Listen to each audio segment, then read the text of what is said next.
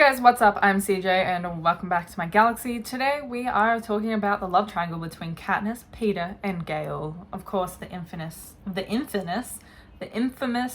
love triangle.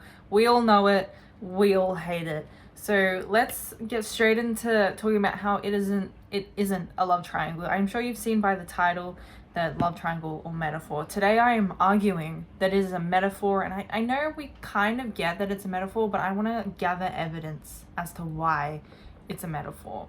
You know, I need you guys to really understand what I'm talking about. And this is inspired by a couple of people I've seen on TikTok. So if you guys are coming into my comment section and being like, hey, this person, this TikToker has already said it, yeah, I know, I took a little bit of information here, took a little bit of information from this person, and then brought my own ideas into it as well. That's how this Hunger Games community works. We kind of we don't steal ideas from each other, but we're inspired by each other because this is the message Suzanne Collins is wanting to bring across. So we like discussing ideas with each other and kind of just, I don't know what other way to say it.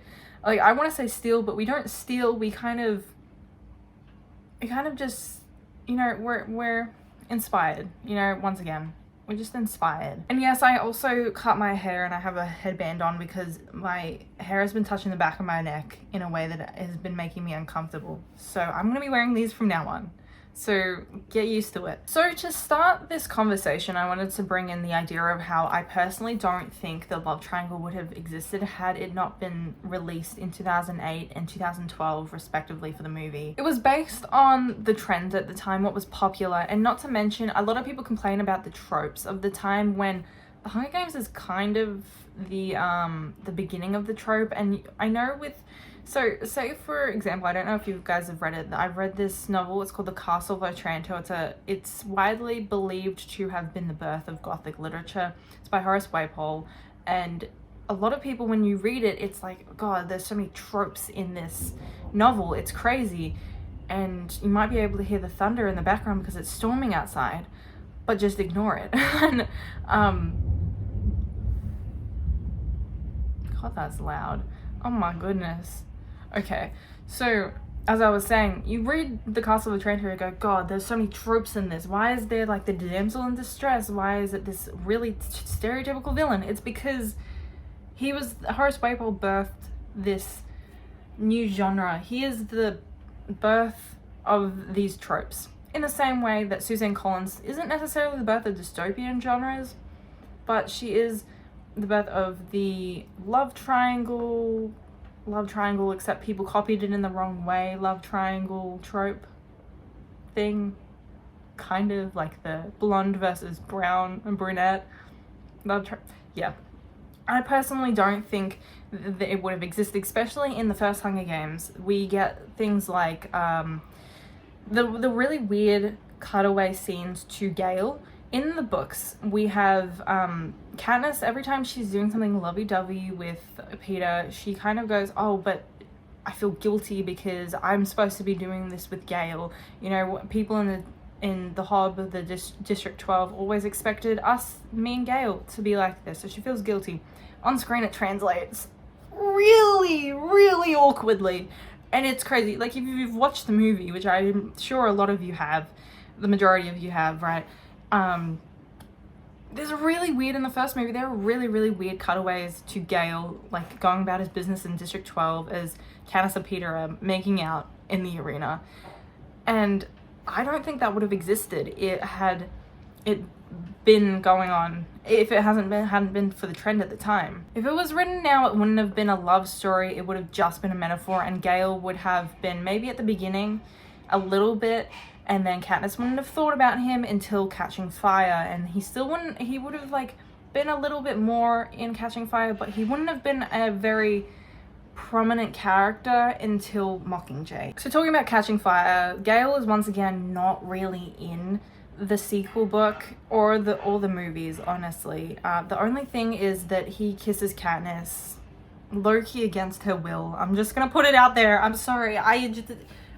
She feels guilty, but she feels obligated to be with Gale, and that doesn't count as consent in my mind at least. Like, I don't think it doesn't count. Okay, Gale, what were you doing? What were you thinking? But this kiss kind of translates into Katniss also holding on to the past, holding on to feeling like she needs to stay in District 12, feeling like she has an obligation to stay with the people that she'd supported her entire life, you know, Prim, Gale, both their families.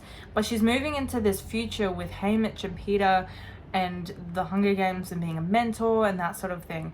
And that kiss represents that whole obligation to stay with her past. Catching Fire is where I believe the metaphor begins, but I also believe that there is one metaphor in Catching Fire and one metaphor in Mockingjay. The metaphor in Catching Fire is holding on to the past, holding on to what used to be, and being terrified because Katniss has such severe PTSD, we all know this.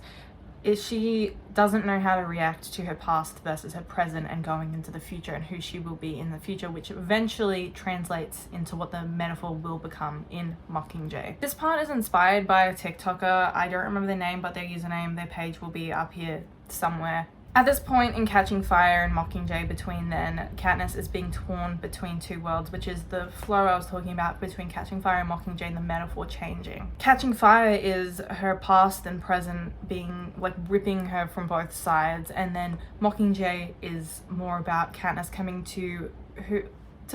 she's becoming who she wants to be and what her future will be. So it's past, present, and then future in Mockingjay. We see this transitionary period both at the end of Catching Fire, when Katniss is going into District 13, and most significantly during the Quarter Quill, when Katniss decides she's going to sacrifice her life so Peeta can live.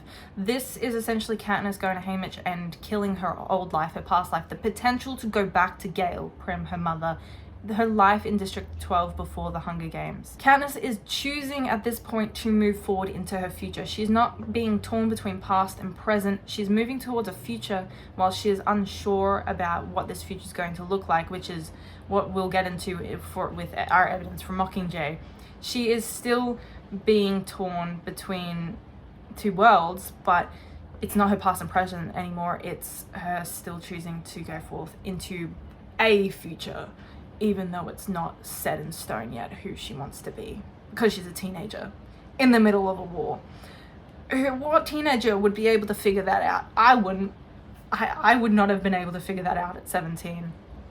Can you? God, I was a mess at 17. So it's at this point in the Hunger Games and Catching Fire that the love triangle that we're talking about it's, in my mind, it's non-existent. It was promoted as such, but it's like, it's not there.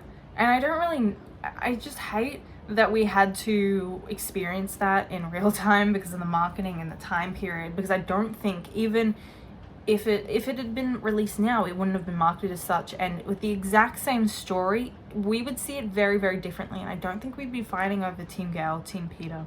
We would know that it was Team Peeta from the start, but they wouldn't be teams. We would be understanding that Gale and Peeta and Prim and her mother and Haymitch and Finnick and Cinna and everyone, we know that they all represent something. They're all symbolism and a motivator for Katniss becoming who she becomes during the war and post-war. Not to mention, Gale is not even in the Hunger Games and Catching Fire. Like, he's at the very beginning of each of those books, and then he's at the very end of Catching Fire. That's it. Mockingjay is when he becomes, like, really in the books, but he's barely even a secondary character. You know what? Cato's in the book, in the original books, more than Gale is. You know, I feel like Cato is in the book more in the Hunger Games than Gale is in both of the first two books combined. I feel like he also has more screen time. I'm telling you right now. I'm telling you, Gale's worthless. Going into Mockingjay, because Katniss has left behind her old life and she's moving into her future, but hasn't figured anything out yet. Her identity is confused. It's lost. She doesn't necessarily have an identity. She kind of does because of characterization, you know, in storytelling, characterization, whatever. But she doesn't have the identity, a stable identity, because first of all, she's a teenager. Second of all, she's in a rebellion. Can you imagine? Once again, I know I just said this, but dear God, no wonder she doesn't feel like she has an identity now that District 12 is gone. So would I. So would I. We're going into an identity crisis for Katniss, and she's clinging to this hope, she's clinging to two people who hold very significant parts of her life in their hands, which is making it into a love triangle. But let me read you Katniss's from Mockingjay. This is my decade-old book. Look, the pages are kind of yellowing, which is kind of scary, but because it's only like 10 years old. I'm gonna read you a quote that is a part of Katniss's identity crisis here. My name is Katniss Everdeen. I am 17 years old. My home is District 12. I was in the Hunger Games. I escaped. The Capitol hates me. Peeta was taken prisoner. He is thought to be dead. Most likely he is dead. It is probably best if he is dead. Her entire script is based around Peeta because her identity up until this point was keeping him alive, and now she thinks he's dead. And this script develops over time as she continues throughout the book, and it adds different things about Peeta specifically, different things about Katniss and her own identity as she's trying to figure everything out. Whilst this script is largely about Peeta, there's Gale, who is actually in District 13 with her and is tugging her into being the soldier District 13 wants her to be, the Mockingjay that District 13 wants her to be. Gale wants her to be this because of he's becoming a soldier himself. He is blindly following people who are in charge of the rebellion coin.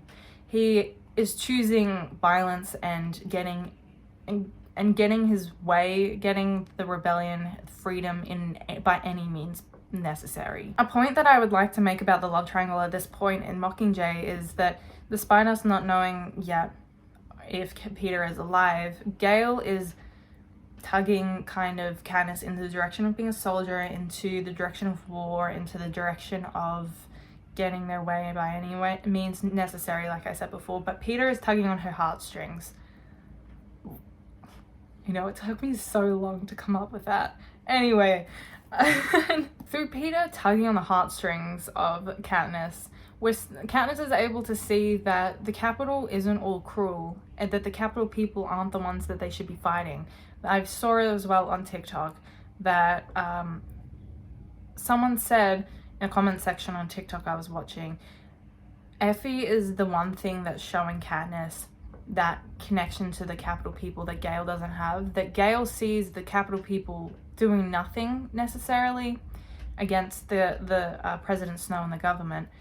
And Katniss sees that not everyone's evil out of all the Capitol people, because Effie and Cinna, and in the books it's Effie, in the movies it's Effie, because they changed a little bit. In the books it's the prep team and their District 13 essentially captures the prep team and is very cruel to them, and it is showing how District 13 is just as cruel and the government is just as cruel as the Capitol, and it's not the fault of the Capitol people, it's not even the fault of District 13 people, and Katniss is beginning to recognize that. The person who's not recognizing that is Gale, and that's what's tugging Katniss between these two different directions, is that she doesn't know who she wants to be. That was my cat's tail, by the way, just jumping off in the middle of me talking.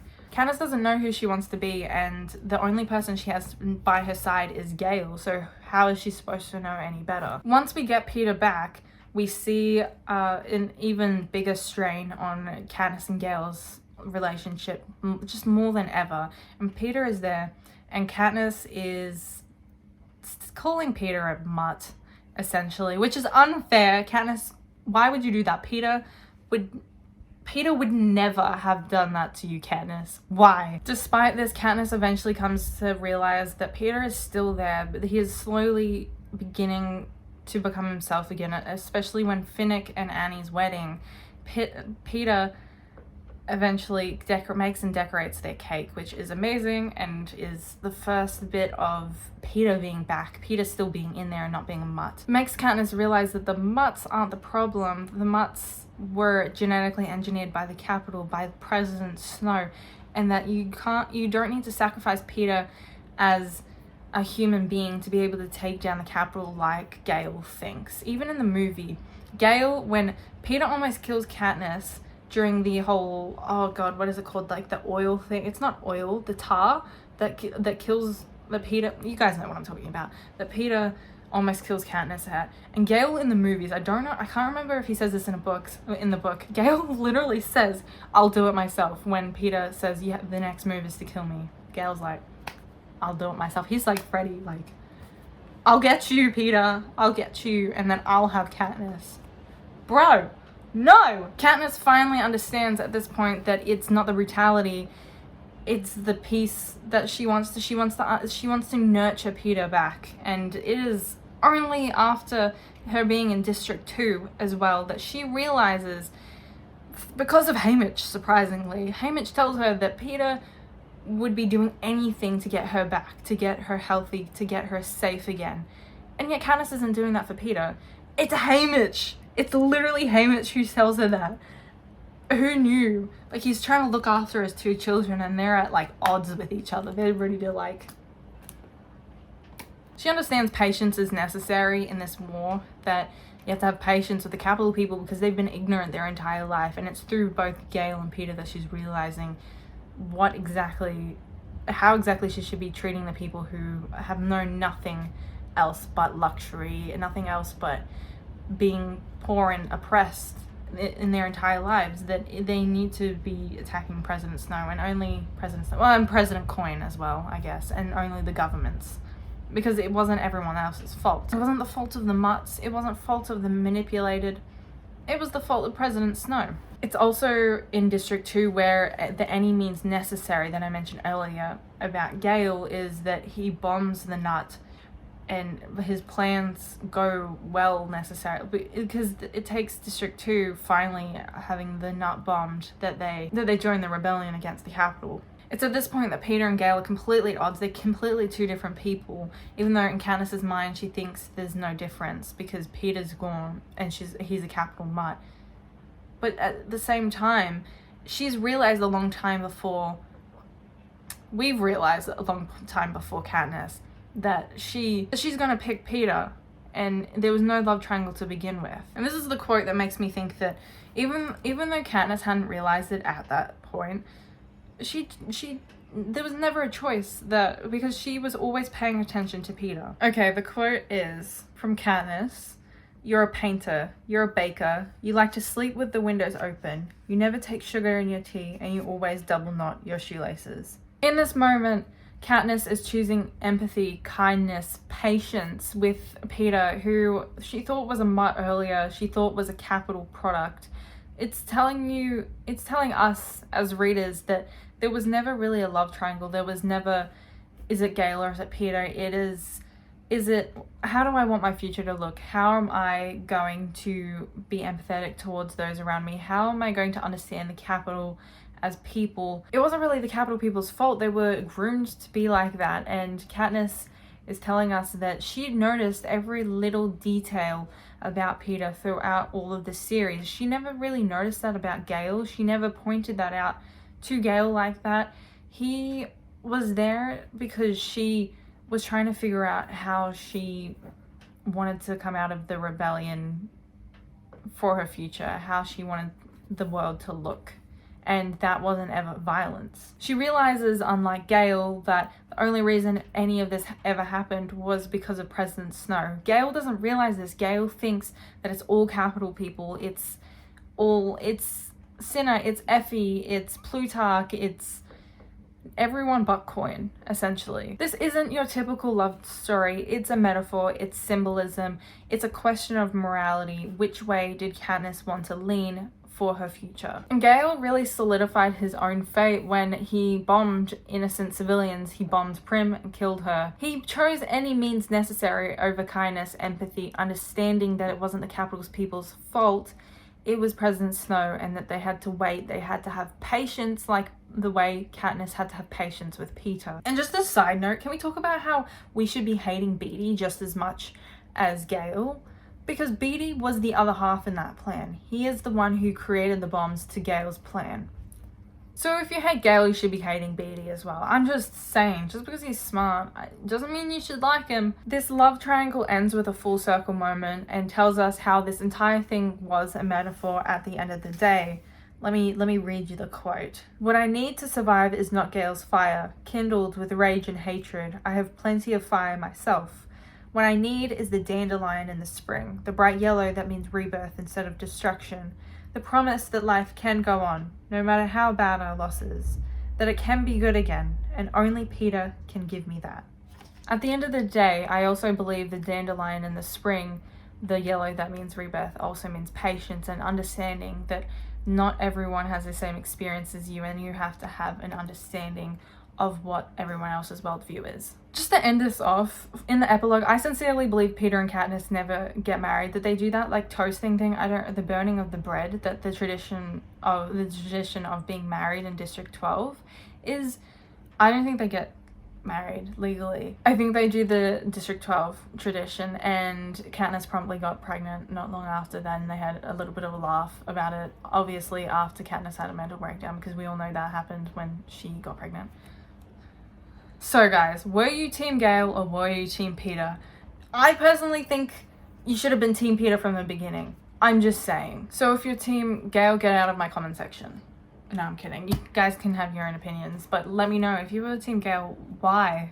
Genuinely, I want to know, because why? So hopefully you guys enjoyed today's video. If you did, please like and subscribe, and comment down below what your thoughts on the metaphor of the love triangle is. I would love to hear your thoughts. Once again, I hope you enjoyed this video. I've been CJ, and I'll see you guys in the next video. Bye!